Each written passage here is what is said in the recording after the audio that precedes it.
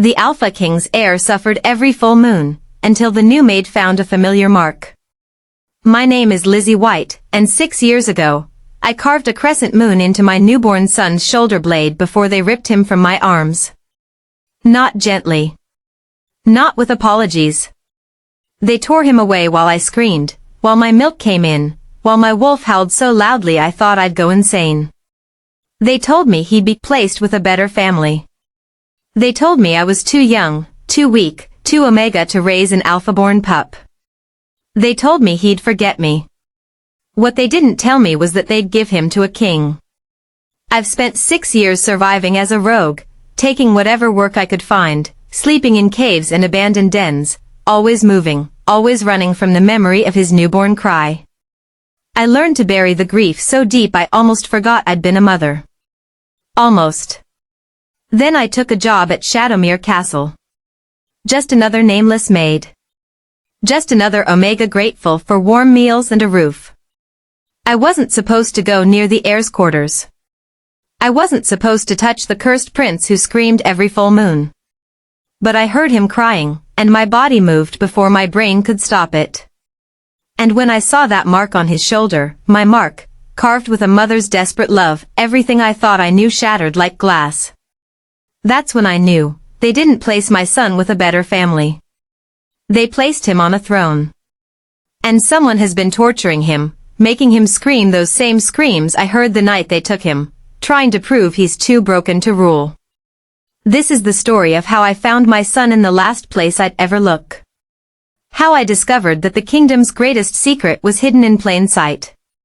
And how I learned that sometimes, the most dangerous thing you can do is love someone you're not supposed to claim. This is also the story of Alpha King Dixon Doggar, the man who raised my son as his own, the man who's about to learn that the heir he loves isn't just adopted, he's the result of 3 nights we spent together 6 years ago before duty tore us apart. Let me take you back to the beginning. To the day I walked through those iron gates with nothing but a fake name and a heart full of ghosts. To the moment I heard that scream and knew, with a mother's certainty, that somewhere in this castle was the child I thought I'd never see again.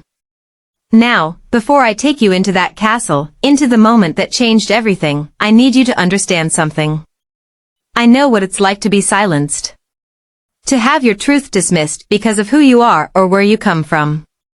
For 6 years, I've been invisible. But right now, you have the power to make sure stories like mine, stories like Aiden's, don't stay buried. If you're feeling what I felt that night, that desperate need to protect an innocent child, then I'm asking you to do one simple thing. Hit that subscribe button. Turn on notifications. Because what I'm about to tell you, the secrets I'm about to expose, they need witnesses. They need people who won't look away when things get uncomfortable. This isn't just entertainment. This is about what happens when the powerless find their voice. And I found mine the moment I touched my son's fur. So subscribe right now. Be the witness I never had. Be the person who says, I see you. I believe you. I'm here. One click. That's all it takes. Do it for every mother who's had her child stolen. Do it for Aiden. Do it because some stories are too important to scroll past. I'm standing at the servants' entrance of Shadowmere Castle, and my hands won't stop shaking. Not because I'm nervous about the job interview. I've lied my way into dozens of positions over the years. I'm good at being invisible. Good at swallowing my pride and calling alphas sir even when they're half my age. Good at pretending I'm nothing more than what I appear to be.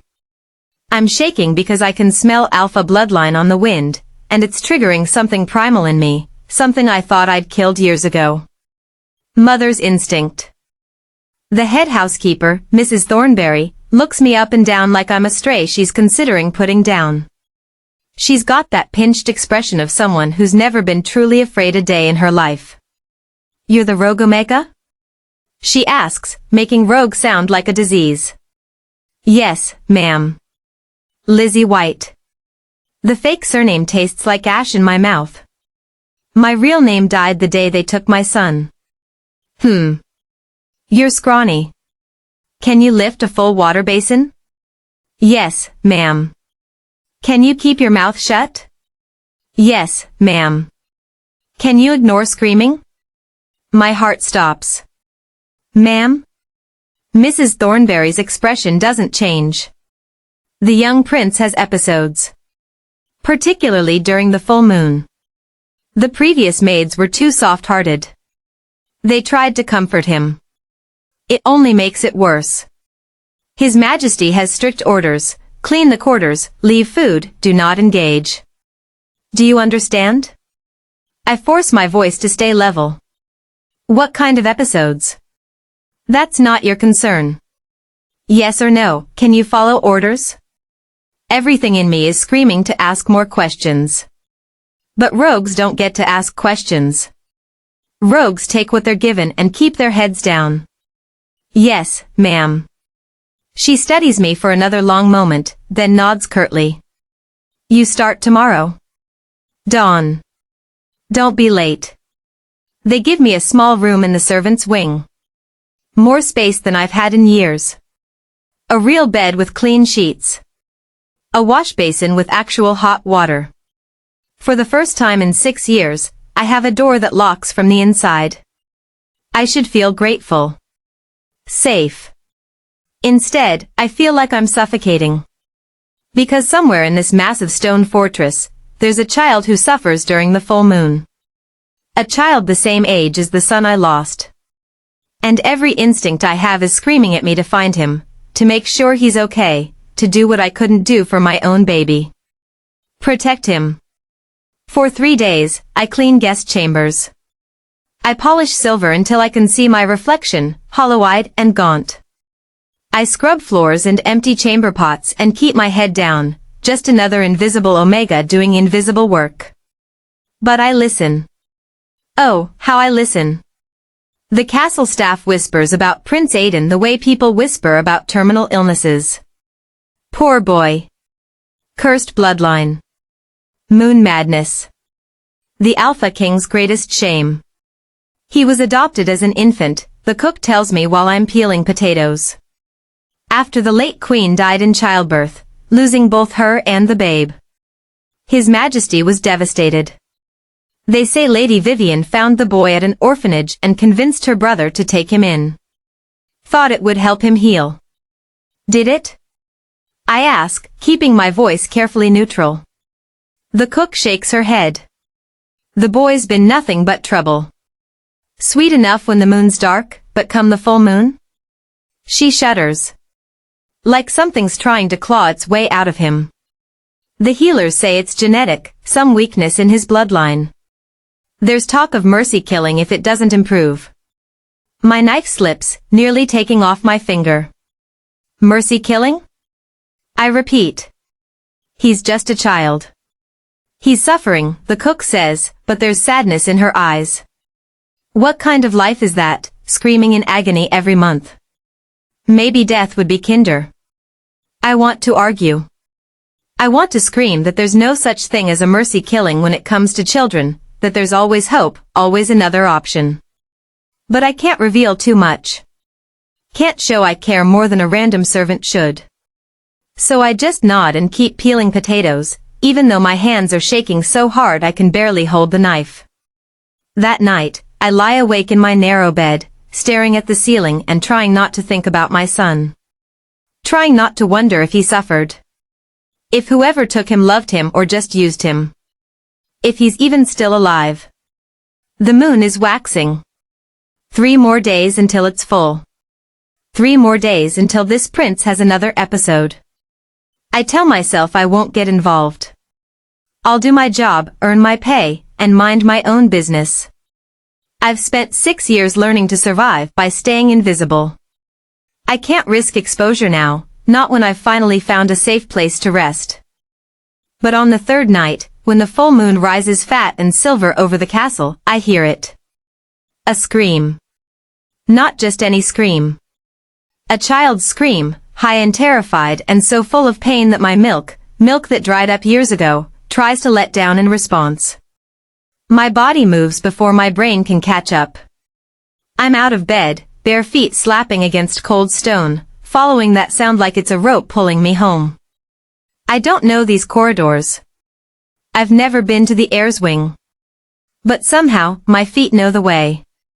Left at the tapestry of the first king. Right at the statue of the moon goddess. Up the spiral stairs that smell like beeswax and desperation. 2 guards stand outside heavy oak doors, looking uncomfortable. "You can't be here," one says, moving to block me. Another scream. Closer now. And underneath it, I hear something else, the sound of a young wolf thrashing, claws scrabbling against stone. "Please," I hear myself beg. "Please, let me help him." No one helps him. The guard's voice is tired, worn down by months of this. Alpha's orders. It passes by dawn. It passes? I'm shaking with rage now. You're just going to let a child scream until sunrise? We don't make the rules, Omega. A third scream, and this one tears through me like a physical blow. Because it's not just any child's scream. It's the same pitch, the same desperate quality as my son's newborn cry. The sound he made when they pulled him from my arms and I reached for him, still reaching, always reaching, even as they carried him away. I'd know that sound if I was deaf. I'd know it if I was dead. Move, I say. My wolf surges forward, lending me a strength I shouldn't have. The guards exchange glances. One reaches for his weapon. And then another scream splits the air, and I don't care about weapons or orders or keeping my head down. I just know that on the other side of that door is a child who needs me. I shove past them with Omega strength that shouldn't be possible and throw open the doors. The Heir's chamber is chaos. Furniture overturned. Curtains shredded. Deep claw marks scoring the stone walls. And in the center of it all, a small gray wolf, too small for his age, thrashing against invisible pain. His fur is soaked with sweat. His eyes are wild and clouded, pupils blown so wide they're almost black. Foam flecks his muzzle. He looks feral. Dangerous. But all I see is a terrified child. Close the door. One guard yells behind me, but I'm already inside, already dropping to my knees, already reaching for this suffering creature with hands that remember holding another small body. "Shoo," I whisper, using my Omega voice, the one that can soothe even the most feral wolf. "Shoo, baby, I'm here." The pup's head whips toward me. He bares his teeth, a growl rumbling in his chest. But his body is trembling so hard he can barely stand. His left front leg buckles, and he catches himself, whimpering. I don't approach. I just sit there, 3 feet away, and let him smell me. Let my scent tell him what my mouth can't say: you're safe. You're loved. You're not alone. My heart is pounding so hard I think it might burst. Because I can see him now, really see him, and there's something about the shape of his ears, the way he holds his head, the exact shade of gray in his fur. Something familiar. Slowly, impossibly, his trembling lessens. His clouded eyes start to clear, just a fraction. And then he does something that makes my breath catch. He limps toward me, favoring his left front leg, and collapses against my knees. The weight of him, the warmth, the trust in that gesture, it breaks something in me I thought was already shattered beyond repair. My hands move on their own, stroking his fur, searching for wounds. There's heat radiating from his body, fever hot. His ribs are too prominent. When was the last time someone made sure he ate? That's when I feel it. My fingers trace his spine, his shoulder blade, and there, right where I knew it would be, hidden under matted fur, is a raised mark. Crescent-shaped. Slightly rough, the texture of old scar tissue. Exactly where I put it 6 years ago when I carved my last gift into my son's skin with a blessed silver knife, a mother's mark, meant to protect him, meant to help me find him if I ever got the chance. Meant to prove he was mine. The world tilts. Time stops. Everything I thought I knew about the universe rearranges itself into a new, impossible truth. This isn't just any suffering child. This is my child. Aiden, I whisper, testing the name. The pup's ears perk up. Oh gods. Aiden. He whimpers, pressing closer, and I realize he's not having a random attack. His body is burning with fever, and underneath the matted fur on his shoulder, right where my mark is, I can feel heat and swelling. Infection. Deliberate infection at the mark site. Someone has been targeting that exact spot. Someone knows what it is. My mind is racing. The adoption happened 6 years ago. Right after the Queen died. They said they found him at an orphanage, but I never took my son to an orphanage. I was drugged, and when I woke up, he was gone. What if the orphanage story was a lie? What if they didn't find him? What if they bought him? I'm still piecing it together when the doors burst open. I barely have time to register the massive man filling the doorway before an alpha command slams into me like a physical blow. Get away from my son. The command is laced with power, the kind that makes omega wolves drop to their bellies and bare their throats. Every instinct I have is screaming at me to obey. But I don't. I can't. Because the child, my child, is clinging to me, and nothing, not even an alpha command, will make me abandon him again. I raise my eyes to meet the Alpha King's golden gaze, and I don't move. Alpha King Dixon Doggar is exactly what the stories describe. Massive, easily 6.5 feet tall, with shoulders broad enough to block out the doorway. Battle scars mark his face and arms. His presence radiates power that makes the air feel heavy. But it's his eyes that stop me. Because I know those eyes. I've seen them before, 6 years ago, when I was a different person with a different name. When I spent 3 nights with a soldier on border patrol, a man who never told me he was a king, who treated me like I mattered, who left before dawn on the 4th day with a promise to return. He never did. And 9 months later, I gave birth to his son. I said get away from him, Dixon repeats, his voice dropping to that dangerous register that precedes violence. He doesn't recognize me. Why would he? I'm 30 pounds lighter, my hair is shorter, and I'm using a fake name. I was Princess Eliza Whitefong then. I'm nobody now. He's infected, I say quietly, keeping my voice steady even though my heart is trying to pound its way out of my chest. Feel his shoulder blade. There's something wrong. I don't take medical advice from rogue omegas who disobey direct orders. I don't care what you take. The words burst out of me before I can stop them. Your son is burning up, and whatever's causing his episodes is localized to a specific point on his body.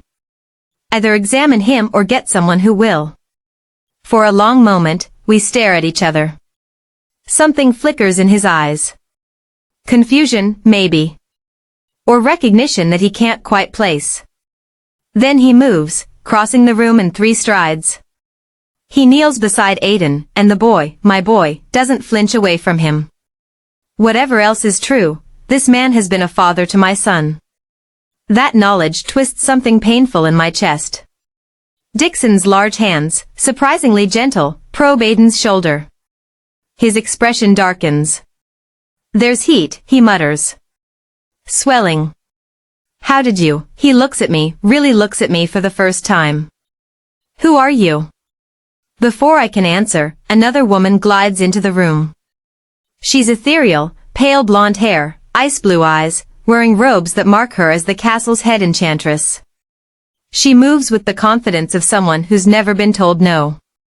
Dixon, what's going on? The guard said. She stops, her gaze landing on me. And something flickers in those cold eyes. Recognition. Calculation. Fear? Lady Vivian, Dixon says, not taking his eyes off Aiden. The new maid found something. Aiden has an infection site. Vivian's smile doesn't reach her eyes. How strange. The healers examine him weakly. She moves closer, and I catch her scent, belladonna and silver. Poison. My wolf growls low in my chest. I can't stop it. Vivian's eyes narrow. My lady, I say carefully, forcing submission into my voice even though everything in me wants to bare my teeth. When was the prince last treated? 3 days ago. Why? Her voice is honey, but her eyes are venom. Because this infection is fresh. Hours old, maybe a day at most. And it's positioned exactly where I trail off, realizing what I'm about to say. Where I marked him. Where only his mother would know to look. Vivian's expression sharpens like a blade. Where what, Omega? Where the pain seems to originate during episodes, I finish lamely. Dixon is watching me now with uncomfortable intensity. You said whatever's causing his episodes. You think this is intentional? I choose my words carefully, that pain localized to one specific spot, appearing cyclically with the full moon, suggests external cause rather than internal curse. Interesting theory. Vivian's voice could freeze fire. Are you a healer, then? No, my lady. A scholar? No, my lady. Then perhaps you should leave medical assessments to those qualified to make them. She turns to Dixon, placing a possessive hand on his arm. Brother, I'll prepare a cleansing draft. The full moon always brings opportunistic infections. It's nothing to worry about. But Dixon is still looking at me. What's your name? Lizzie, Your Majesty. Lizzie. He says it slowly, like he's tasting it. You've worked here 3 days, and you're the first person to notice an infection the healers missed? I wasn't looking for it, Your Majesty. I pause, feeling tears building behind my eyes. I heard him screaming, and I couldn't. I stop, horrified. I can't cry. Crying reveals too much. But Aiden, still in wolf form, has pressed his burning body against my legs. And feeling him again after 6 years of grief, 6 years of wondering if he was alive, if he was loved, if he remembered me at all, it's breaking something inside me I thought was already shattered beyond repair. You couldn't what? Dixon's voice has softened, just a fraction. I couldn't walk away, I whisper. He's just a child. For a moment, something passes between us. Understanding, maybe. Or the ghost of recognition. Then Vivian clears her throat.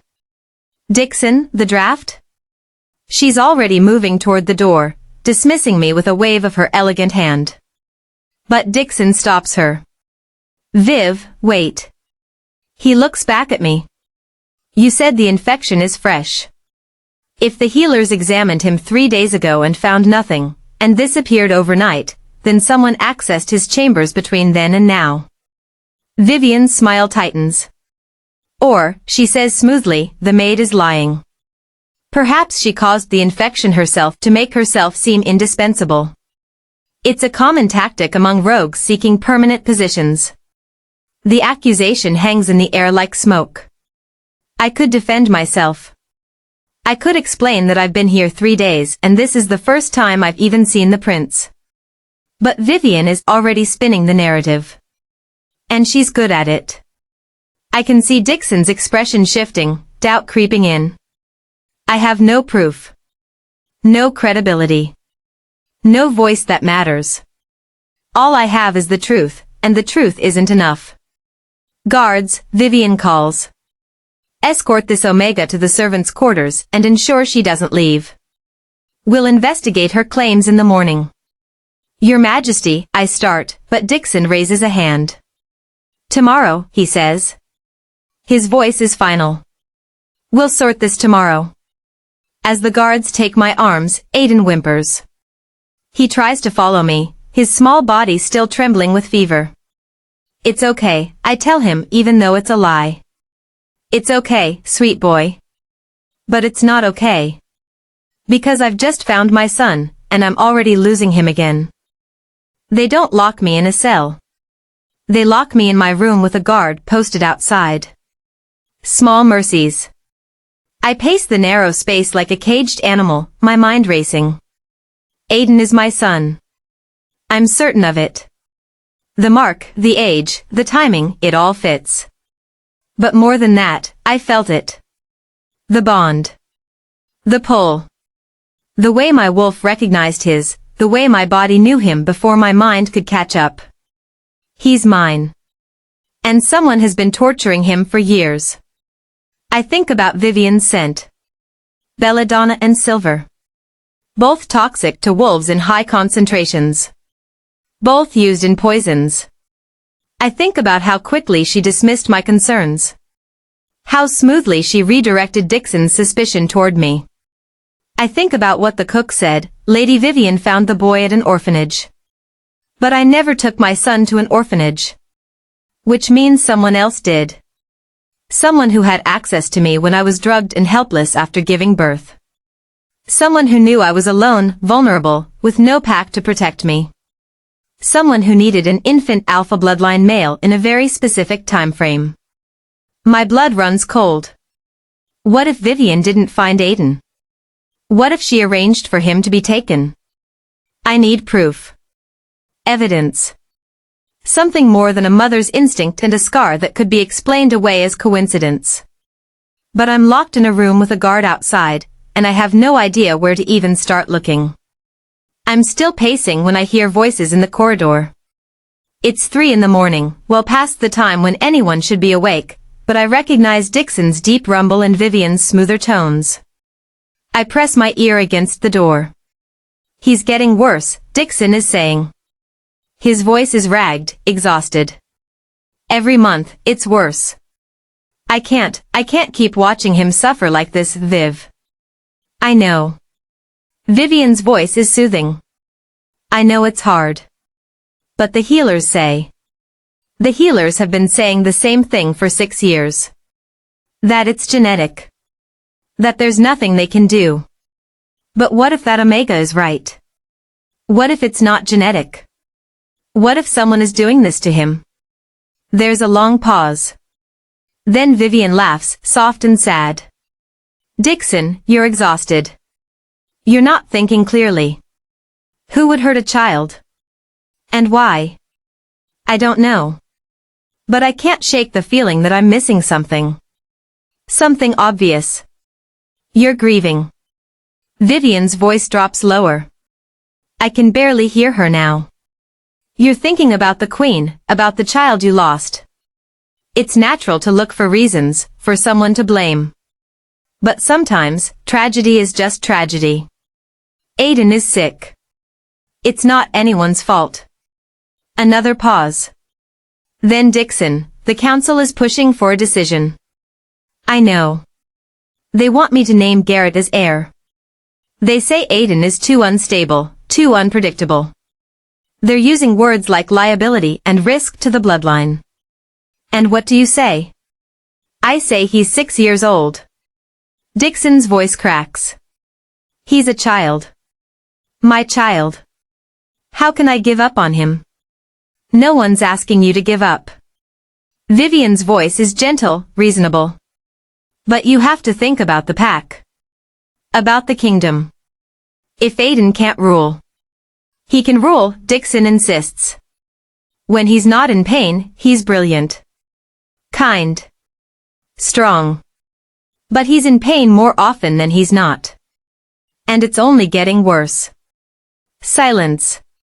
Then Dixon, so quietly I almost miss it, the council wants me to agree to the mercy killing. Oh, Dixon. They say it's cruel to let him suffer. That I'm being selfish, holding on to him because of my own grief. What do you think? Another long pause. I think, Dixon says slowly, I think I would rather die than make that choice. But I also think, maybe they're right. Maybe it is selfish to let him keep suffering just because I can't let go. You have 2 weeks, Vivian says. The next full moon. If he has another episode, if it's as bad as this one, then you should seriously consider. Consider killing my son. Consider mercy. They're the same thing, Dixon. No. Dixon's voice is hard now. They're not. And I won't give up on him. Not yet. Maybe never. Their footsteps fade down the corridor. I sink to the floor, my back against the door, shaking. 2 weeks. I have 2 weeks to prove Aiden isn't cursed, to find evidence of who's poisoning him, to expose Vivian before she convinces Dixon that killing his son is mercy. 2 weeks to save my child. But I'm locked in a room with no proof, no allies, and no way out. I press my hands against my face, trying to think, trying to plan, trying not to scream with frustration. That's when I notice it. The moonlight coming through my window isn't natural moonlight. It's brighter, more concentrated, almost like it's being directed. I move to the window and look out. Someone is standing in the courtyard below, cloaked in shadow, but I can see the faint glow of magic around their hands. They're doing something, casting some kind of spell, and the magic is flowing up, toward the tower where Aiden's chambers are. I watch, hardly breathing, as the figure completes whatever ritual they're performing. Then they lower their hood, just for a moment, to wipe sweat from their brow. The moonlight catches their face. It's Vivian. She's casting something directly at Aiden's room. At 3 in the morning. In secret. And I'm the only one who sees it. I need to get out of this room. I need to find proof. I need to. The guard, a voice whispers in my mind. My wolf. The guard is human. He might be strong, but you're Omega. You can influence him. It goes against everything I believe in. Using Omega influence without consent is assault, pure and simple. But my son's life is at stake. I move to the door and knock softly. The guard opens the slot. What? I keep my voice low, threaded with Omega persuasion. I need to use the washroom. There's a chamber pot in your room. Please. I let my scent drift through the slot, warm and soothing and irresistible. I'm not feeling well. I need the proper facilities. I can see the moment the influence takes hold. His eyes glaze slightly. His breathing deepens. Fine, he mutters. But I'm escorting you. And if you try anything. I won't, I promise. And I mean it. I just need to get to the archives. To find proof. He unlocks the door. I follow him down the corridor, my heart pounding. The archive is 3 floors down. I need to lose him, but how? We pass a supply closet. I make my decision. I'm sorry, I whisper. Then I grab a heavy candelabra from a side table and bring it down on the back of his head. He crumples. I catch him before he hits the ground, lower him gently into the supply closet. He'll be fine. Concussed, maybe, but fine. I hope. I don't have time for guilt. I run. The castle at night is a different creature. Shadows pool in corners. Every sound echoes. I feel exposed, vulnerable, but I don't stop. The royal archives are in the oldest part of the castle, down a spiral staircase that smells like dust and secrets. The door is locked, but it's an old lock. I pull a pin from my hair and work it until I hear the click. Inside, the archives are massive. Rows and rows of shelves stuffed with documents, records, histories going back centuries. I don't have time to search properly. I need to find Aiden's adoption papers, his medical records, anything that might prove what I suspect. I start with the most recent records. Birth certificates, death certificates, marriage records. Nothing. I move to the medical wing files. This takes longer. There are hundreds of folders, organized by year and then by name. Prince Aiden Dogar. I pull the folder with shaking hands. Inside are medical reports dating back 6 years. The first one, from the day of his adoption, lists all his vital statistics. Weight, length, identifying marks. I scan the page, my heart racing. There. Identifying marks, crescent-shaped birthmark on left shoulder blade. Birthmark. Not scar. They lied about what it was. But that's not proof of anything. Lots of wolves have birthmarks. I keep reading.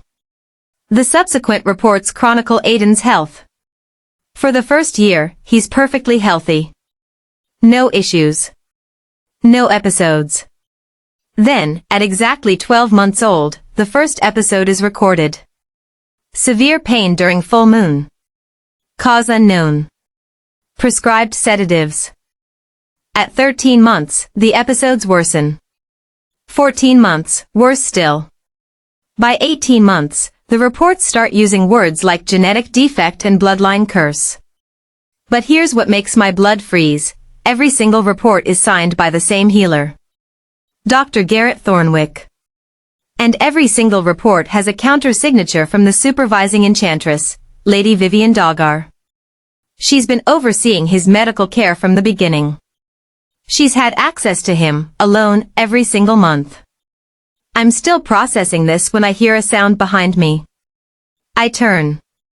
Lady Vivian stands in the doorway, magic crackling around her fingers. Well, she says, her smile sharp as broken glass. This is unfortunate. I breathe. You've been poisoning him. Don't be dramatic. Vivian steps into the room, closing the door behind her. I've been managing a problematic situation. He's a child.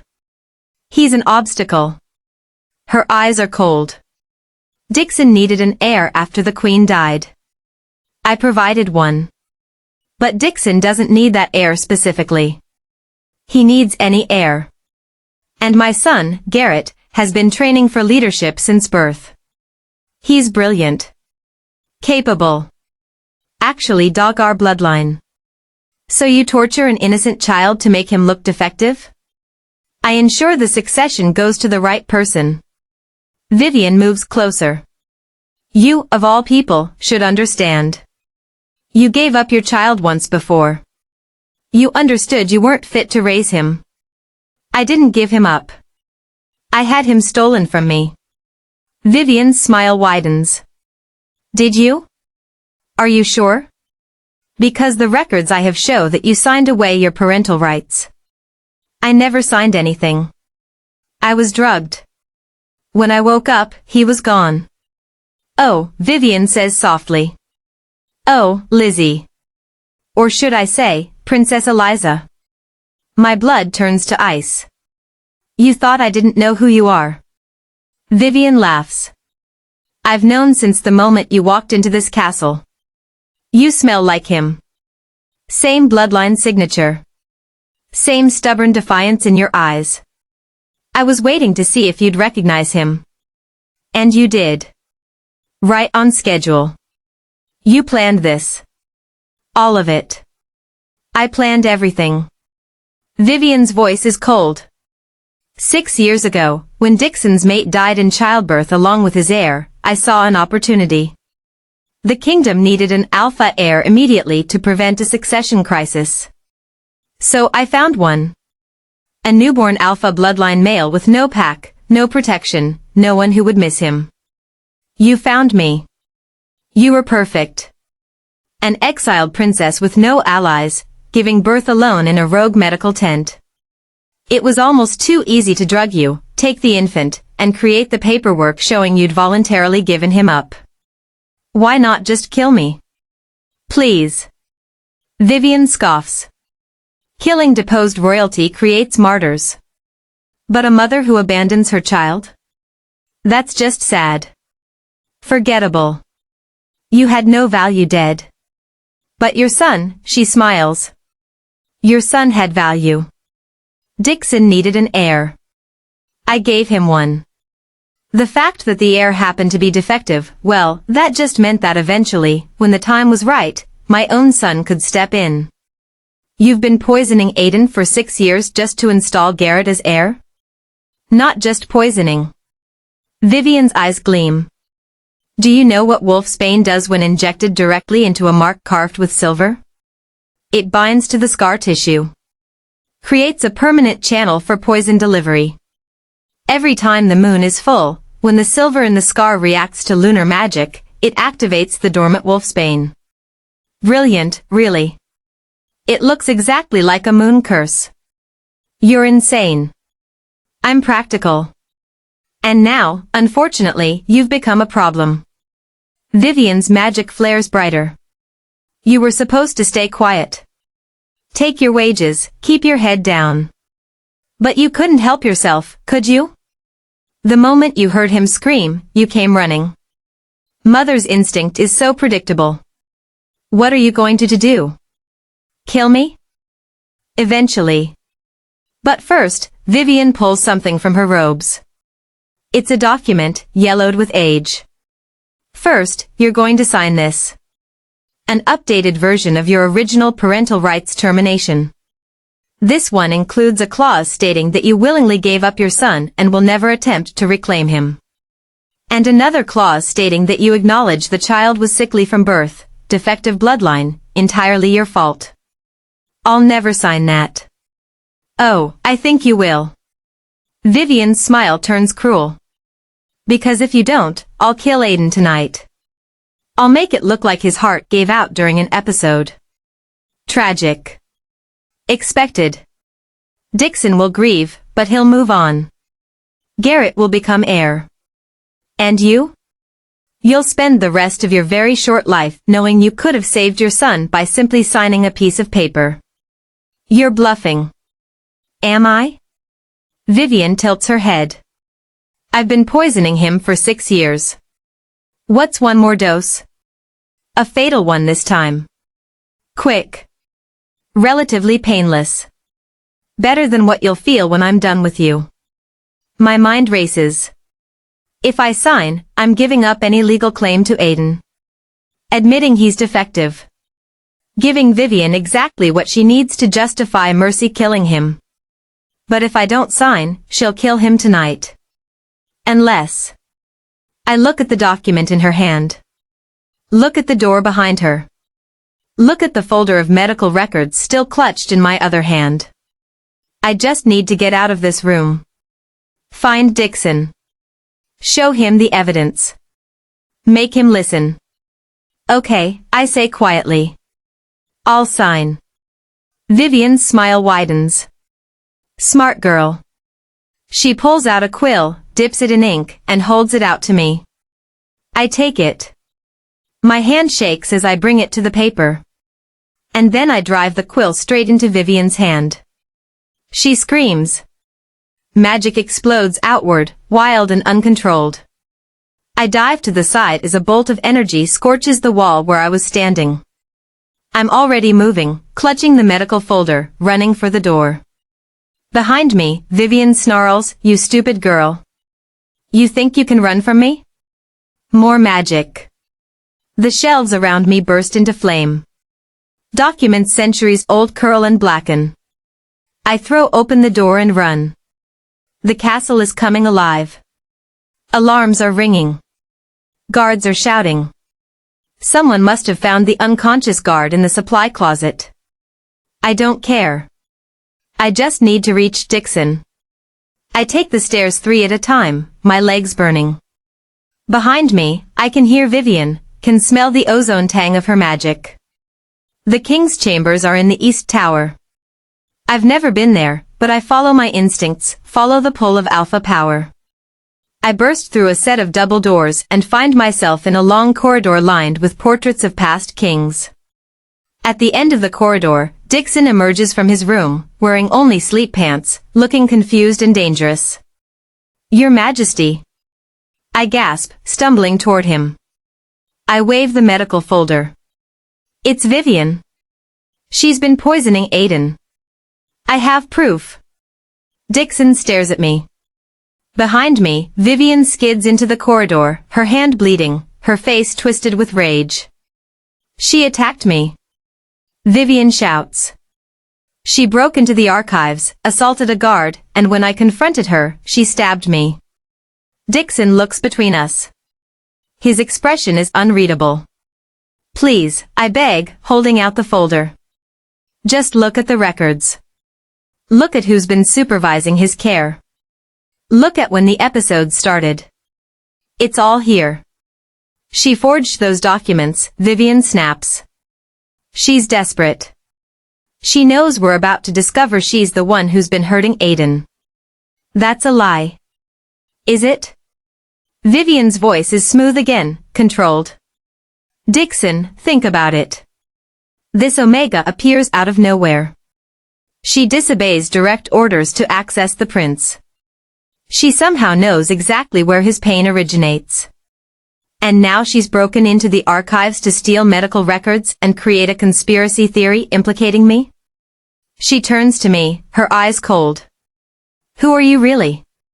What's your agenda? My agenda? I laugh, and it sounds half hysterical. My agenda is saving my son. The words are out before I can stop them. The corridor goes silent. Dixon stares at me. You're what? I'm breathing hard, my chest heaving. There's no going back now. Either he believes me or I'm dead. My son, I repeat. Aiden is my son. 6 years ago, I gave birth to an alpha bloodline male. I carved a crescent moon into his shoulder blade to mark him, to protect him. And when I woke up from the drugged sleep, he was gone. Stolen. I've spent 6 years looking for him. And 3 days ago, I found him. Here. In your castle. Being tortured by your sister. Dixon's face has gone pale. That's impossible. Look at the medical records, I plead. Look at when his episodes started. Look at who's been in charge of his care. And look at this. I roll up my sleeve, exposing my own shoulder blade. Where a matching crescent moon birthmark gleams silver in the lamplight. The mark of White Fang royalty. Dixon's eyes widen. You're Princess Eliza Whitefang, I confirm. Last surviving heir of the Whitefang pack. And Aiden is my son. Our son. From 6 years ago, when you were on border patrol and I was hiding from assassins. 3 nights we spent together.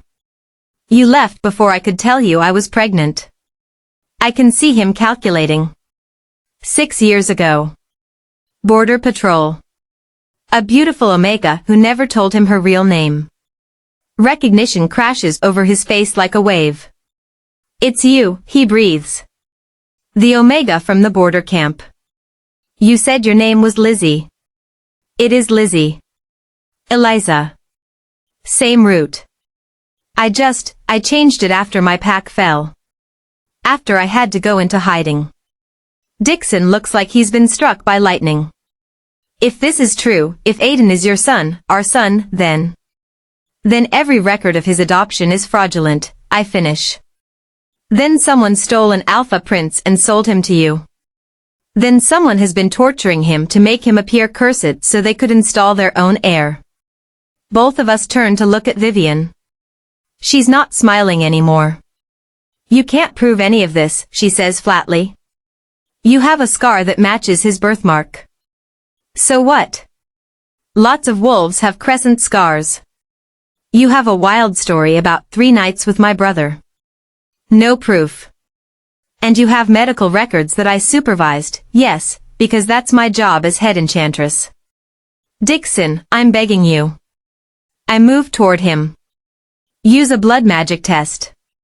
We can prove Aiden is my son in minutes. Blood magic requires consent from both parties, Vivian interjects. And Aiden is 6 years old. He can't legally consent. Nice try. Then we wait, I say desperately. We wait until morning. We ask him. Children can give verbal consent for non-invasive tests. And in the meantime?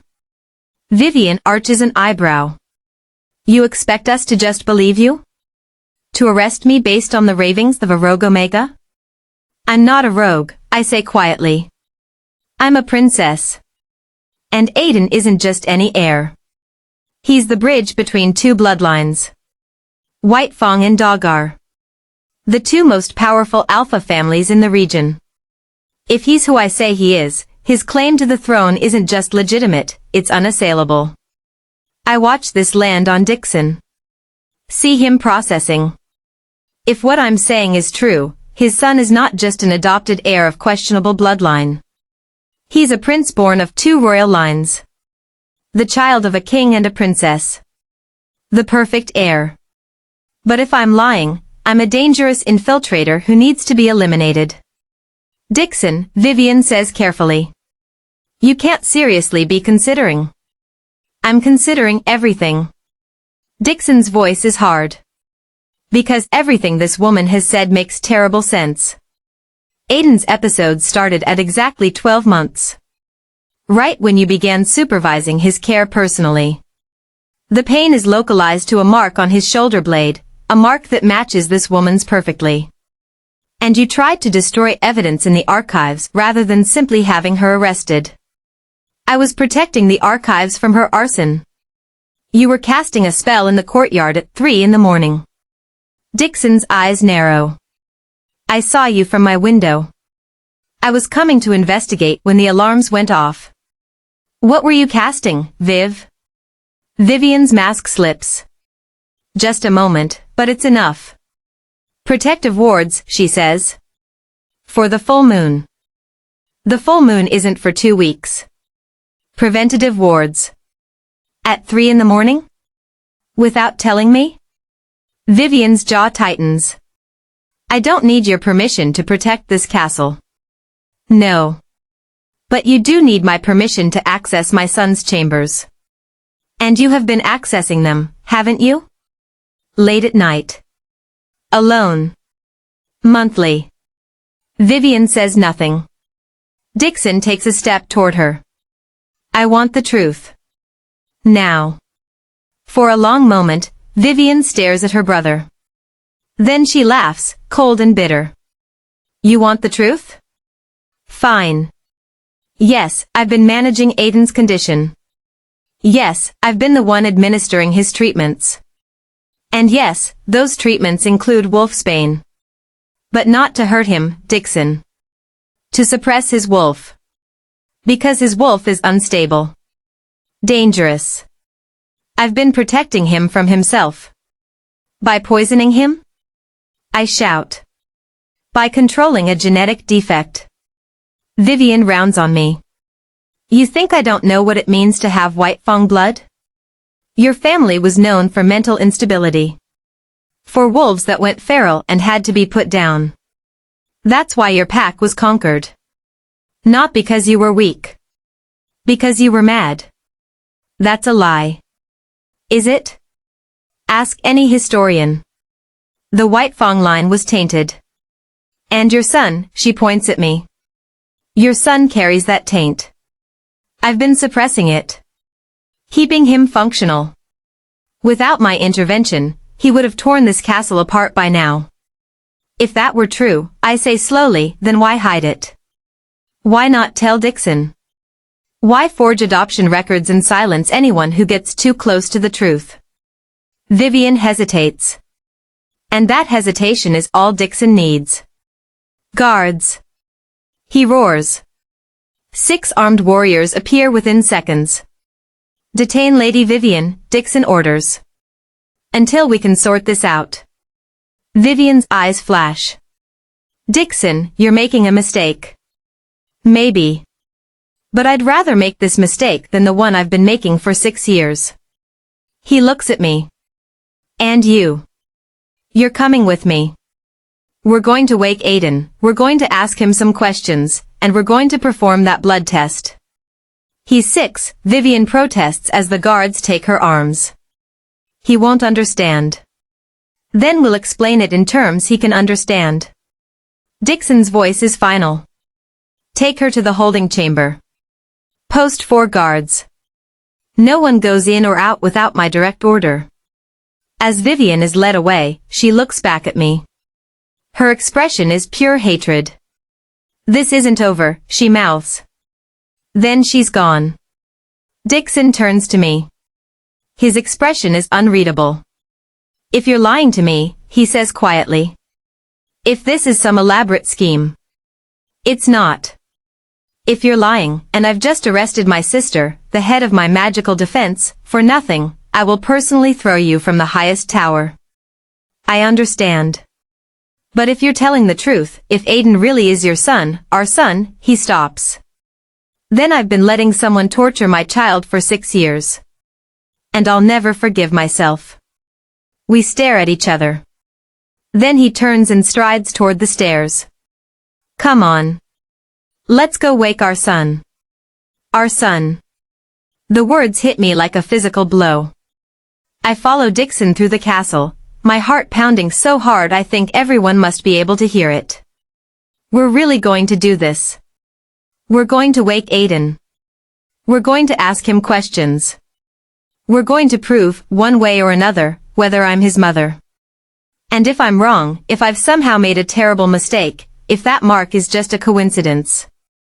I push the thought away. I'm not wrong. I know I'm not. But doubt is a whisper in the back of my mind, what if you are? We reach Aiden's chambers. The guards snap to attention. Open it, Dixon commands. The doors swing open. Inside, the room has been cleaned. The furniture righted. Fresh curtains hang over the windows. And in the center of the room, in a nest of blankets, a small boy sleeps in human form. He looks so much smaller like this. Fragile. His dark hair falls across his forehead. His chest rises and falls in the steady rhythm of sleep. He has Dixon's strong jawline. My storm gray eyes. A perfect blend of both of us. My baby. Dixon kneels beside the nest. Aiden, he says softly. Aiden, wake up. The boy stirs, whimpering.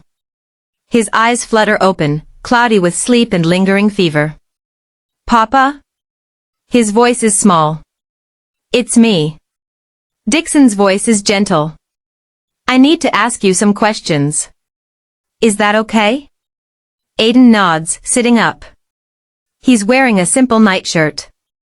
I can see the bandage on his shoulder where the infection is. His eyes land on me.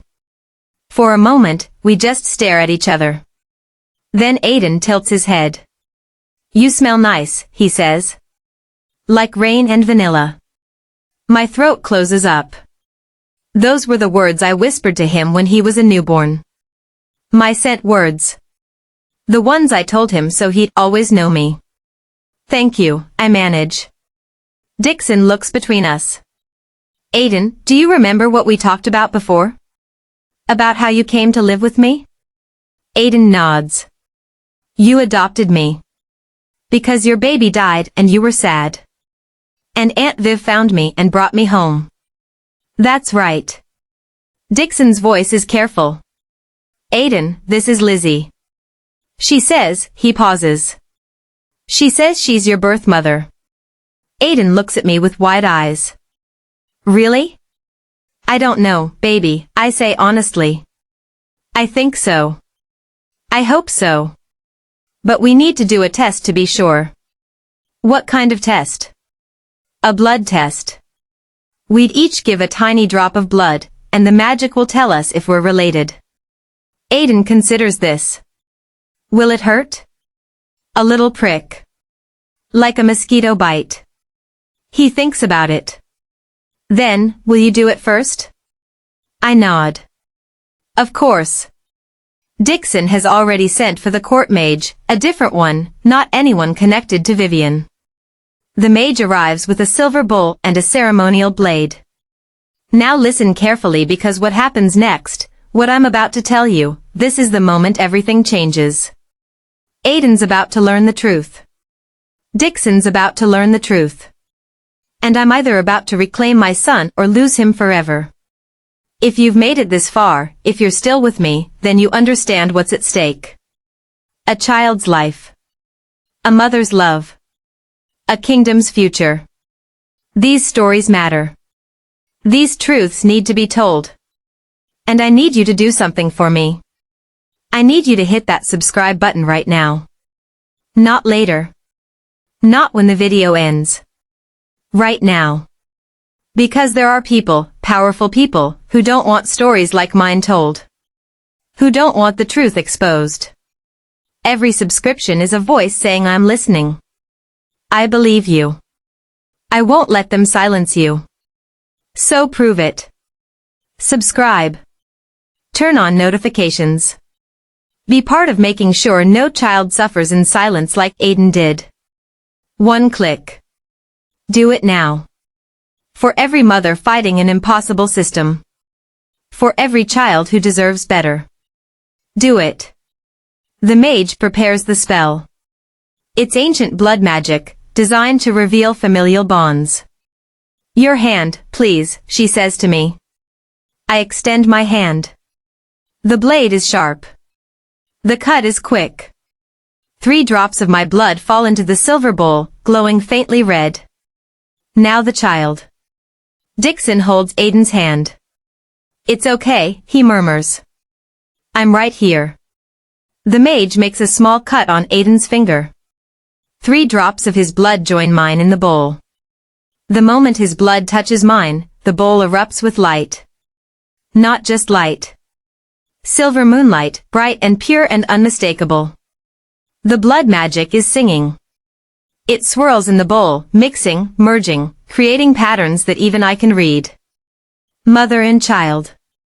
The bond is clear. The mage looks up, her eyes wide. Confirmed, she says.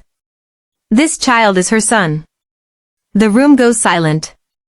Aiden looks at me. You're really my mama? I'm really your mama, I whisper, tears streaming down my face. And then he's in my arms, small and warm and alive, and I'm holding my son for the first time in 6 years. He smells the same. Underneath the castle soap and the medicine and the fear, he smells like he did when he was born. Like rain and earth and home. I'm sorry, I sob into his hair. I'm so sorry I couldn't protect you. I'm so sorry they took you from me. I'm so sorry you've been in pain.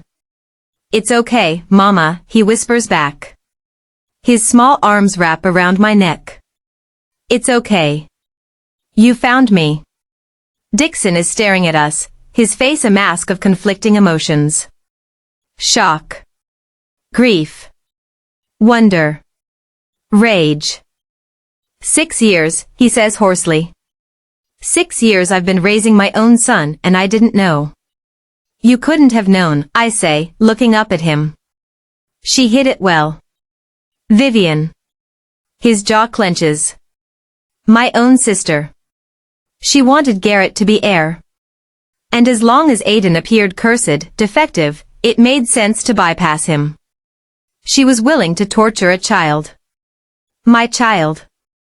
Our child. The rage in Dixon's voice is volcanic. She was willing to do whatever it took to get power. I pull Aiden closer. But she failed. We know the truth now. What happens now? Aiden asks. His voice is small. Will Aunt Viv keep hurting me? No, Dixon and I say at the same time. Dixon kneels beside us. Aiden, your aunt is never going to touch you again. I promise. You're safe now. And when the moon is full? Aiden's lower lip trembles. Will I still scream?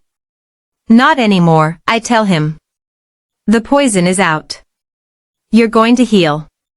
It won't hurt anymore, baby. I promise. Really? Really? He buries his face in my shoulder, and I feel his small body relax for the first time since I found him. Dixon watches us. Then, slowly, carefully, he reaches out and puts his hand on Aiden's back. The 3 of us stay like that, huddled together in the lamplight, while outside the castle, dawn begins to break. A family reunited. A truth exposed. A kingdom changed forever. But Vivian's words echo in my mind, this isn't over. And I know she's right. Because we still have to face the council. Still have to explain why the heir's entire lineage was based on lies. Still have to decide what to do with a woman who tried to murder a child. And somewhere in this castle, Vivian is in a holding cell, planning her next move. This is just the beginning. The council convenes at noon in the Great Hall. It's an emergency session, called by Dixon himself.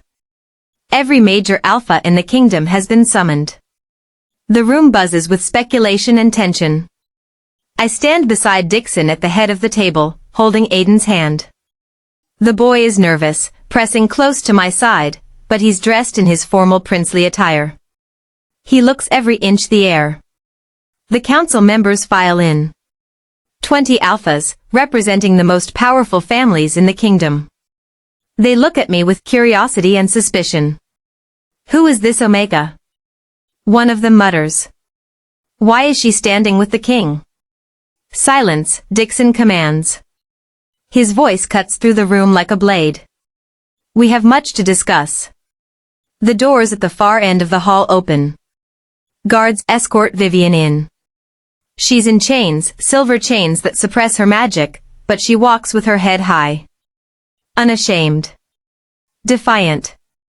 She meets my eyes across the room and smiles. Your Majesty, the eldest council member, Lord Brennan, says. We were told this was a matter of urgent importance. It is. Dixon's voice is hard. 6 years ago, when my mate died in childbirth, my sister brought me an infant to adopt. She told me the child was an orphan. That his parents had died. That he had no pack, no family, no one to claim him.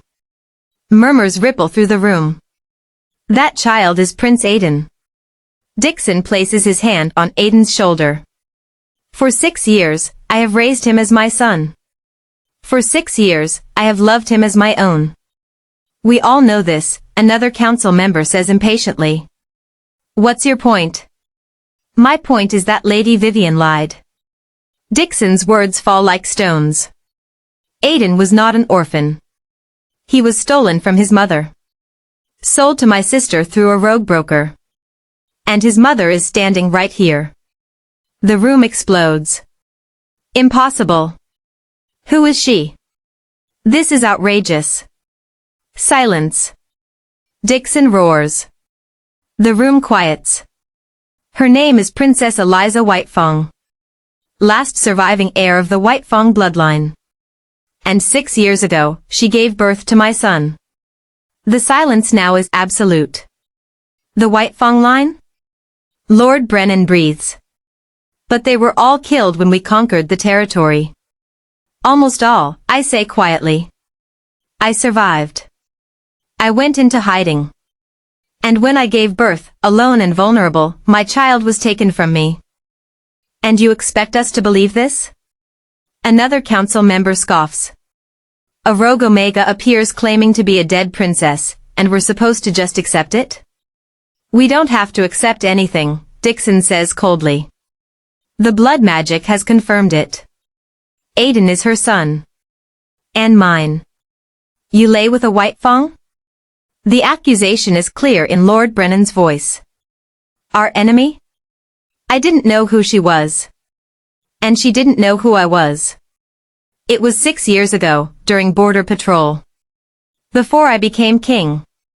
That doesn't change the fact that the heir carries Whitefong blood, another alpha says. Contaminated blood. I feel Aiden flinch beside me. There's nothing contaminated about his blood, I say sharply. He's alpha-born. Royally bred on both sides. His claim to the throne is stronger than any heir you could name. His claim is illegitimate, the alpha argues. He was born out of wedlock. To an enemy combatant. He was born to the king and a princess. That makes him legitimate in every way that matters.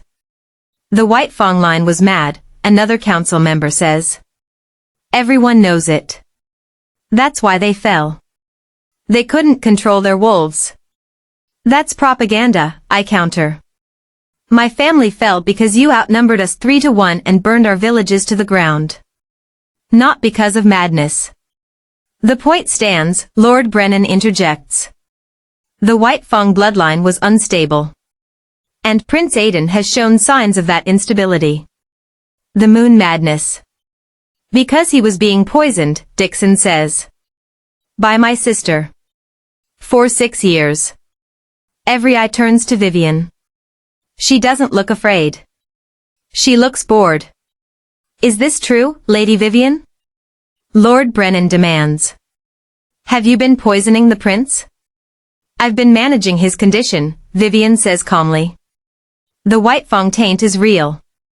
It manifests as uncontrollable rage during the full moon. I've been suppressing it with carefully measured doses of wolfsbane. Not to hurt him. To protect everyone around him. You drove a poisoned needle into his spine, I spit. You infected the mark his mother made to protect him. You deliberately made him suffer to make him appear cursed. Because he is cursed, Vivian says. With your blood. And I was trying to control it before he hurt someone. Before he killed someone during one of his episodes. He's never hurt anyone, Dixon growls. Not yet. Vivian's eyes are cold. But he would have. Eventually. The white fang madness always wins. The council members exchange glances. I can see the doubt creeping into their faces. They're believing her. My king, Lord Brennan says carefully. Perhaps Lady Vivian's methods were extreme. But if she's right, if the prince carries an unstable bloodline, then we must consider. Consider what? Dixon's voice is dangerous. Consider whether Prince Aiden is fit to rule. No, I breathe. We have a responsibility to the kingdom, Lord Brennan continues. If the heir is compromised. He's not compromised, Dixon snaps. He's been tortured. There's a difference. Is there? Another alpha asks. How do we know the torture caused the madness? What if the madness is inherent? What if Lady Vivian's treatments were the only thing keeping it under control? Then we stop the treatments and see what happens, I say desperately. If Aiden is fine without the wolfsbane, it proves she was the problem. And if he's not fine? If he has another episode? The alpha's voice is hard. Who's responsible when he tears someone apart? I'll take responsibility, Dixon says. He's my son. I'll stake my throne on it. You may have to, Lord Brennan says quietly. The council will need time to deliberate. To review the evidence. To decide if Prince Aiden's claim to the throne is legitimate or if we need to consider alternative heirs. Alternative heirs like Garrett, Vivian's son. I see it now. This was her plan all along. Even caught, even in chains, she's still winning. The council members stand, filing out one by one. Their faces are carefully neutral, but I can see the calculation in their eyes. An heir with questionable blood. A king who might have been deceived. A kingdom thrown into chaos. Vivian smiles as the guards lead her away. You should have stayed hidden, she murmurs as she passes me. You've doomed him more surely than I ever could. The doors close behind her. Aiden tugs on my hand. Mama? His voice is tiny. Are they going to send me away? I drop to my knees, pulling him close. Never.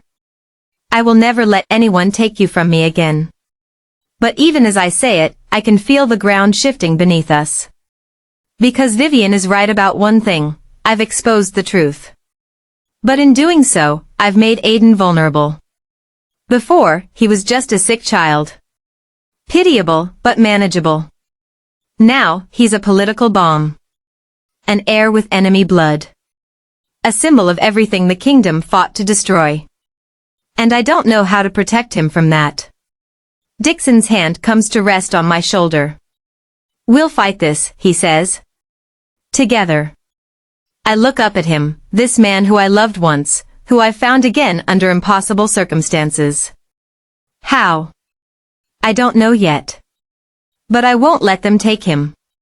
He's our son. And I'll burn this kingdom to the ground before I let anyone hurt him again. It should sound like a promise. Instead, it sounds like a threat. Because that's what it is. And somewhere in this castle, in a silver-lined cell, Vivian is laughing. 3 days. That's how long the council deliberates behind closed doors. 3 days of waiting. Of watching Aiden sleep peacefully for the first time in years, no wolfsbane coursing through his veins, no poison activating in his scars. 3 days of no episodes. No screaming. No pain. He's normal. Happy. He runs through the castle gardens, laughing, playing with the other children of the court like he never could before. Every moment of his joy is evidence that Vivian was lying. But the council doesn't care. On the 4th day, they summon us back to the Great Hall. Lord Brennan stands at the head of the table. His expression is grave. "We have reached a decision," he announces. My heart pounds. Beside me, Dixon stands rigid, his jaw clenched. Aiden stands between us, holding both our hands. He's dressed in his formal attire again. He looks so small, so vulnerable. The council has reviewed all evidence, Lord Brennan continues. The blood magic tests. The medical records. The testimony from both parties. And we have determined that while Prince Aiden is indeed the biological son of King Dixon and Princess Eliza Whitefang, his claim to the throne is problematic. Problematic, Dixon repeats, his voice low and dangerous. The Whitefang bloodline carries documented cases of instability. Lord Brennan's voice is measured. While we acknowledge that Lady Vivian's methods were inappropriate, her concerns about the prince's genetic heritage are not without merit. My son has been symptom-free for 3 days, Dixon growls. Doesn't that prove anything? 3 days is not sufficient time to assess long-term stability. Lord Brennan looks uncomfortable, but he doesn't back down. The Whitefang madness is well documented. It often doesn't manifest until the wolf reaches maturity. He's 6 years old, I say, my voice shaking. You're condemning him for something that might happen a decade from now? We're being prudent. You're being prejudiced. Perhaps. Lord Brennan meets my eyes. But we have a kingdom to protect. And we cannot afford an unstable heir. So what are you suggesting? Dixon's power fills the room, making the air heavy. That we cast him aside? Find a replacement? We're suggesting a compromise. Lord Brennan gestures, and a scribe brings forward a document. Prince Aiden retains his title and his place in the royal family. However, his succession rights are suspended pending further evaluation. In the interim, Lord Garrett Thornwick, Lady Vivian's son, will be named heir apparent. Absolutely not, Dixon snarls. It's temporary. Lord Brennan's voice hardens. If Prince Aiden reaches maturity without incident, without any signs of the Whitefang instability, then his succession rights will be restored. But until then, the kingdom needs a clear line of succession. And Garrett is the most qualified candidate. Garrett is 8 years old, I protest. He's barely older than Aiden. But his bloodline is uncompromised. And he's been training for leadership his entire life. Because his mother planned this. I can't keep the fury out of my voice. You're rewarding her for torturing my son. We're protecting the kingdom. Lord Brennan's expression is final. This is our decision. King Dixon, you have 24 hours to accept these terms or reject them. If you reject them, the council will call for a vote of no confidence in your leadership. Meaning what? Dixon asks, though we both already know. Meaning we'll remove you from the throne and install a new king. Lord Brennan's voice is cold. One who will put the kingdom's needs above personal attachments. The room is silent. They're threatening a coup. If Dixon refuses to cooperate, they'll overthrow him. And Vivian orchestrated all of this from her cell. She knew exactly how the council would react. Knew they'd choose the safe option over the complicated truth. She's still winning. Dixon looks down at Aiden. The boy is trying so hard to be brave, but I can see tears building in his eyes. Papa? Aiden whispers. Are they saying I can't be king? Not forever, Dixon says, his voice rough. Just for now. Because I'm bad? No. Dixon drops to one knee, cupping Aiden's face in his large hands. Never, because you're bad. You're perfect. You're my son. And I love you more than anything in this world. Then why? Because sometimes, people are afraid of things they don't understand. And they make decisions based on fear instead of love. Aiden looks at me. Mama? Am I scary? My heart breaks. No, baby. You're not scary. You're wonderful. Then why are they afraid of me? I don't have an answer. Or rather, I have too many answers, none of them fit for a 6-year-old's ears. Because they killed my family and they're afraid I'll seek revenge. Because they destroyed my people and now they're terrified that blood will tell. Because acknowledging you as heir means acknowledging that their conquest wasn't righteous, it was genocide. Instead, I just hold him. Sometimes people are just wrong, I whisper. And sometimes we have to wait for them to realize it. How long? Aiden asks. How long do I have to wait? I don't have an answer. None of us do. That night, Dixon calls me to his private study. Aiden is asleep, finally, after hours of me holding him while he cried silent tears that broke my heart into smaller and smaller pieces. We need to talk, Dixon says. His face is haggard. He looks like he's aged 10 years in 4 days. I know. I sink into the chair across from his desk. They're going to take him from us, aren't they? Not if I have anything to say about it.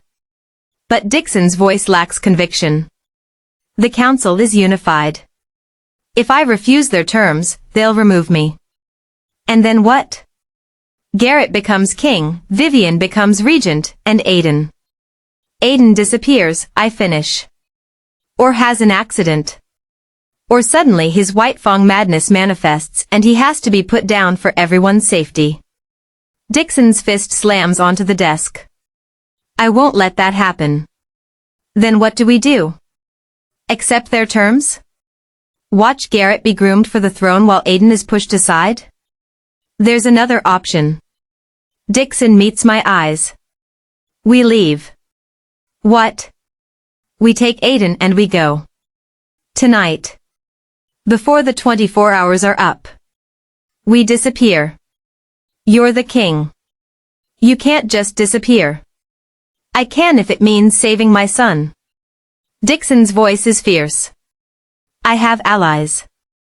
Packs in the Northern Territories who owe me favors. We could go there, start over. Live quietly until Aiden is old enough to prove himself. And then what? We come back here and ask nicely for the throne? I shake my head. Dixon, if you abandon the kingdom, you lose all legitimacy. They'll crown Garrett immediately. And Vivian wins completely.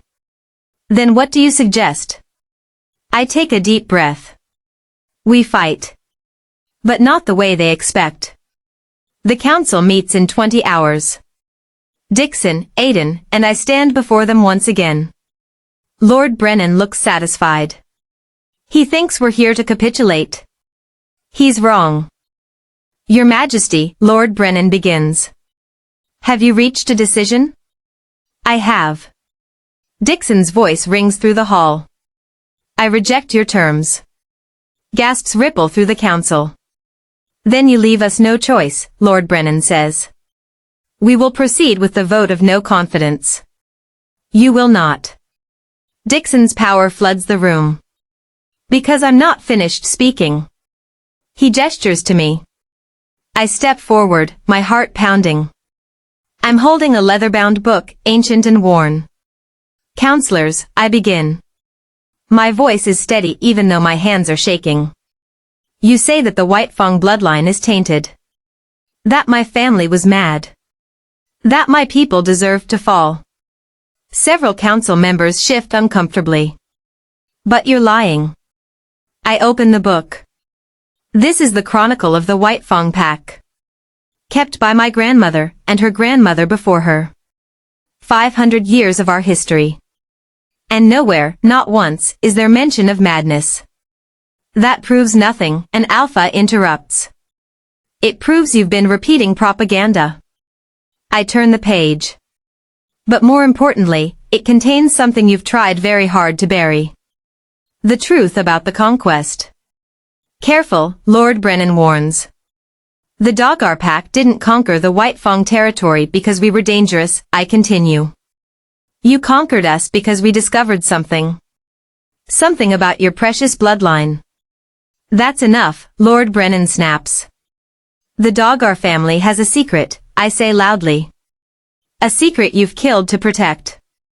And it's written right here, in my grandmother's hand. A treaty negotiation from 30 years ago, where the Dogar Alpha at the time, Dixon's grandfather, admitted that his mate was barren. That his heir, Dixon's father, was not his biological son. The room erupts. Lies. Slander. I keep reading. The child was adopted in secret from a lesser pack. Given the Dogar name. Raised as legitimate. And when my grandmother threatened to expose this secret unless certain territorial concessions were made, she was murdered. Her death sparked the war that destroyed my people. Silence falls. Dixon stares at me. I didn't know, he breathes. Neither did I. Not until I found this book in the Royal Archives 3 nights ago, hidden behind the adoption records. I look at the council. So let's talk about tainted bloodlines. Let's talk about lies and secrets and legitimacy. Because if my son's claim is questionable due to his White Fang blood, then your current king's claim is equally questionable. His father wasn't truly a Dogar. Which means Dixon himself is only half royal blood. That's not, Lord Brennan sputters. It's all documented. I close the book. Witnessed. Signed. Undeniable. So here's my proposal. You accept Aiden as the rightful heir, with full succession rights, or I publish this book. I send copies to every pack in the kingdom. And I watch your precious Dogar legacy crumble under the weight of its own hypocrisy. You wouldn't dare. Try me. I meet Lord Brennan's eyes. I've already lost everything once. I'm willing to lose it again to protect my son. Are you willing to lose your reputation? Your power? Your carefully constructed lies? For a long moment, no one speaks. Then Lord Brennan laughs.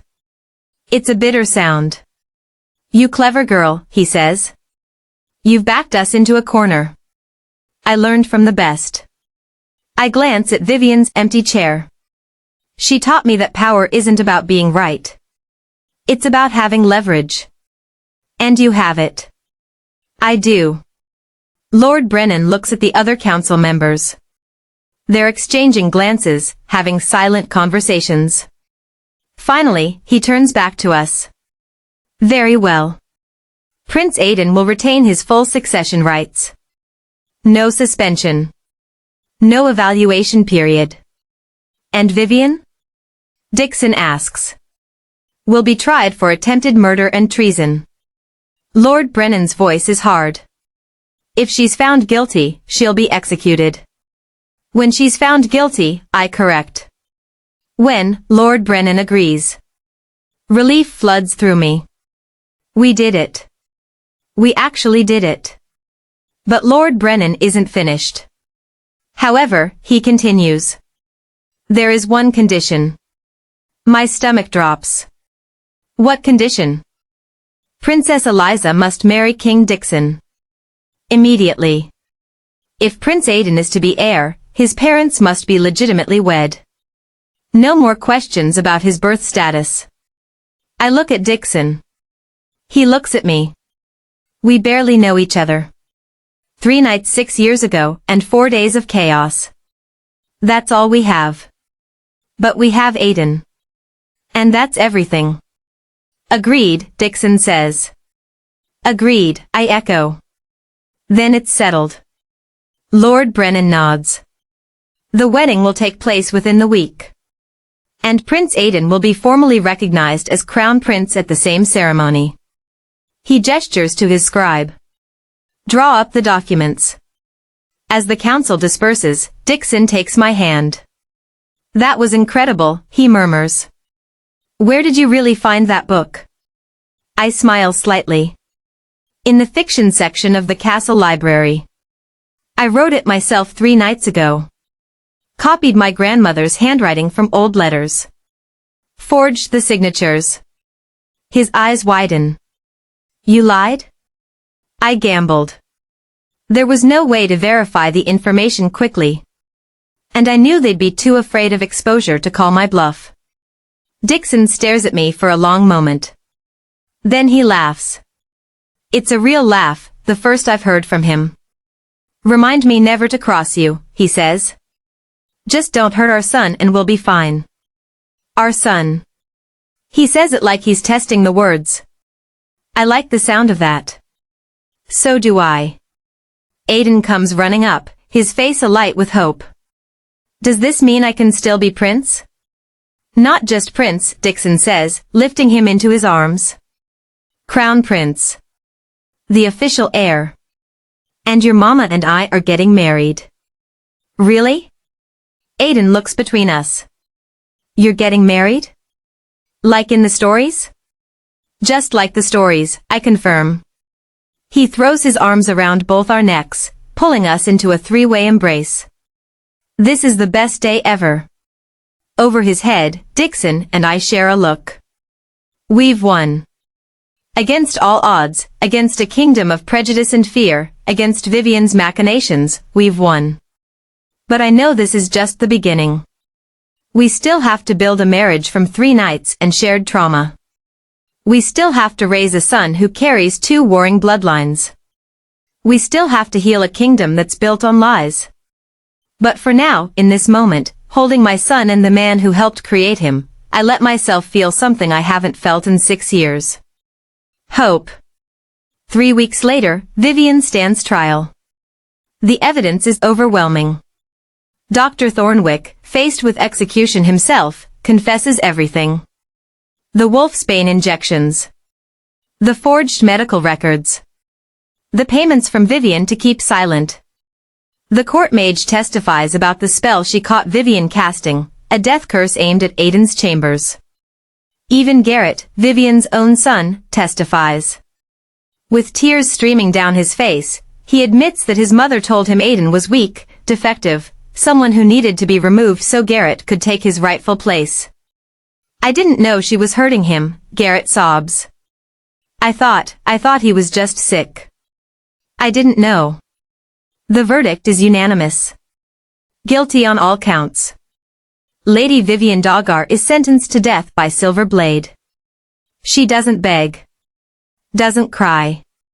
As they lead her from the courtroom, she looks directly at me. "He'll still go mad," she says calmly. "The White Fang blood will tell. And when it does, when he tears this kingdom apart, remember that I tried to stop it." Then she's gone. I should feel satisfaction. Victory. But all I feel is tired. That evening, I find Dixon in Aiden's room. Our son is asleep, finally looking peaceful, his dark hair spread across the pillow. "It's over," Dixon says quietly. "Is it?" I sit beside him. Vivian is gone, but the prejudice remains. Half the kingdom still thinks Aiden is tainted. Then we'll prove them wrong. Dixon takes my hand. Together. One day at a time. I look at our joined hands. At the simple gold band on my finger, placed there a week ago during a ceremony that was more political necessity than romantic gesture. But we're trying. Both of us. To build something real from this chaos. "Can I tell you something?" I ask. "Anything." I'm terrified. I'm terrified that Vivian was right. That there is something wrong with my bloodline. That one day, Aiden will have an episode and it won't be the poison, it'll be genetics. Dixon is quiet for a long moment. "Can I tell you something?" "Of course." I'm terrified too. But not of Aiden. Never of Aiden. He squeezes my hand. I'm terrified of failing him again. Of missing the signs. Of being too blind to see when someone I trust is hurting him. We're both terrified. Yes. I lean my head on his shoulder. Then I guess we'll be terrified together. I can live with that. We sit in silence, watching our son sleep, this child who has survived more in 6 years than most people face in a lifetime. He stirs, murmuring in his sleep. Both Dixon and I tense, waiting for the scream, for the pain. But Aiden just rolls over, sighs contentedly, and keeps sleeping. Normal. Healthy. Safe. The full moon is tonight, I whisper. I know. His first one without the poison. I know. We wait. Both of us hold our breath as moonlight streams through the window, bathing Aiden in silver light. He doesn't scream. Doesn't shift. Doesn't thrash or cry or show any sign of pain. He just sleeps. And in that moment, watching the moon rise over our son's peaceful face, I finally let myself believe. We're going to be okay. All three of us. We're going to be okay. 10 years later. I'm standing in the council chamber, watching my 16-year-old son address the assembled alphas with confidence and grace. He's tall now, taller than Dixon, with my gray eyes and his father's strong features. He's grown into his role as crown prince, loved by the people, respected by the council. And he's never had a single episode of madness. The White Fang blood didn't make him unstable. It made him strong. He finishes his speech, a proposal for better relations with the Northern Territories, and the council erupts in applause. Lord Brennan, much older now, nods approvingly. Well spoken, Your Highness. Thank you, Lord Brennan. Aiden's voice is respectful. I learned from the best. He looks at me and Dixon, standing together at the back of the room. We smile. After the session ends, Aiden joins us. That went well, he says, grinning. You're a natural, Dixon tells him proudly. I had good teachers. Aiden looks at me. Mom, there's something I want to show you. He leads us to the castle library, to a section I rarely visit. There, on a prominent shelf, is my grandmother's chronicle. The one I forged. Except it's not alone anymore. Beside it are 3 more volumes. Real histories of the White Fang Pack, recovered from archives I thought were destroyed. I found them last year, Aiden explains. Hidden in the old capital ruins. They prove everything you said about our family. About the conquest. About the lies. I stare at the books, tears pricking my eyes. I was going to publish them, Aiden continues.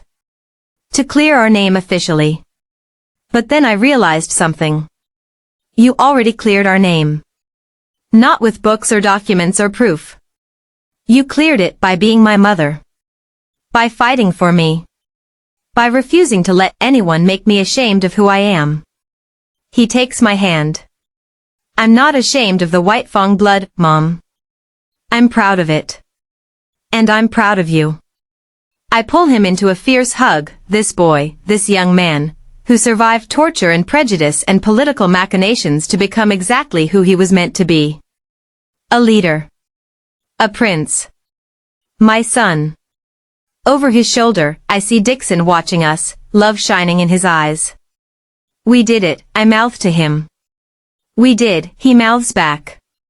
Later that night, after Aiden has gone to bed, Dixon and I stand on the balcony overlooking the kingdom. Do you ever regret it? He asks. Staying here. Fighting for this.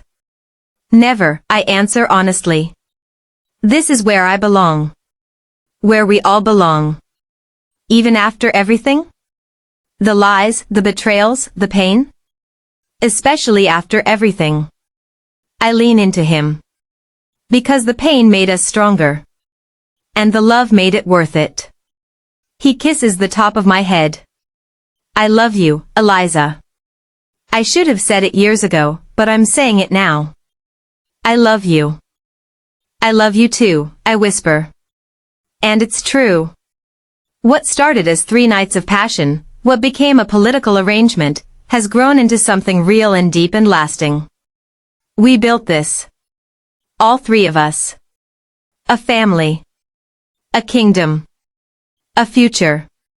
The full moon rises over the castle, bright and beautiful. And somewhere in his chambers, our son sleeps peacefully, dreaming of the throne he'll inherit and the kingdom he'll lead. No screaming.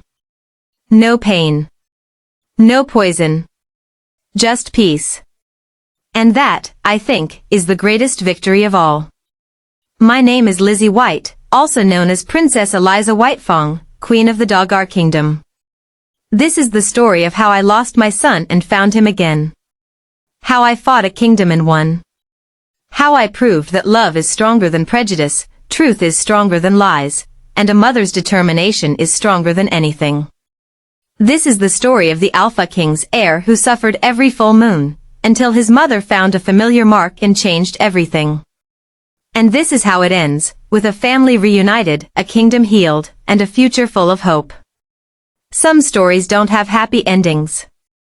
But this one does. The end. If this story moved you, if you felt Lizzie's pain and celebrated her victory, then do one more thing for me. Share this. Tell someone about it. Leave a comment about which moment hit you hardest. Because stories like this, stories about mothers fighting impossible odds, about children surviving unimaginable cruelty, about families choosing love over fear, these stories need to be told. They need to be heard. They need to reach people who are fighting their own battles and need to know that victory is possible. So don't just scroll away. Take action. Share this video. Subscribe if you haven't already. Be part of spreading stories that matter. Because every share, every comment, every subscription tells me that these stories are worth telling. And that you're worth telling them to. Thank you for listening. Thank you for believing. And thank you for being here until the very end.